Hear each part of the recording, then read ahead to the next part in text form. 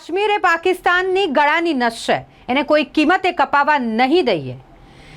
ભાષણમાં આવું બોલ્યા છે પાકિસ્તાનના આર્મી ચીફ. ઇસ્લામાબાદમાં એક કાર્યક્રમ હતો અને તેમાં ભાષણ આપવા માટે તેમના હાથમાં આવી ગયું માઇક અને મન ફાવે તેવું બોલ્યા પાકિસ્તાનના આર્મી ચીફ.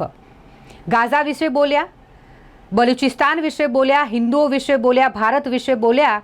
અને ભારત વિશે બોલે એટલે કાશ્મીર વિશે ન બોલે એવું બને જ નહીં. અને એવું જ થયું. કાશ્મીર વિશે એ બોલ્યા કે કાશ્મીર એ પાકિસ્તાનની ગળાની નસ છે અને કોઈ પણ કિંમતે ગમે એટલી તાકાત લગાવી દેજો ભારત, તે છતાંય કાશ્મીરને નહીં છોડીએ, કાશ્મીરને નહીં મૂકીએ. તેમનું આ ભાષણ જ્યારે વાયરલ થયું છે, સામે આવ્યું છે, ત્યારે ભારતીય વિદેશ મંત્રાલય તરફથી આ માટેનો જવાબ પણ આપવામાં આવ્યો છે. ભારતીય વિદેશ મંત્રાલય તરફથી આ મામલે જવાબ આપતા એમ કહી દેવામાં આવ્યું છે કે ગમે તે થાય, ગમે તેટલા ધમપછાડા પાકિસ્તાન કરી લે, પરંતુ કાશ્મીરને તો છોડવું જ પડશે. કાશ્મીર એ ભારતનો અભિન્ન અંગ છે અને તેને પાછો મેળવીને જ ભારત જમશે.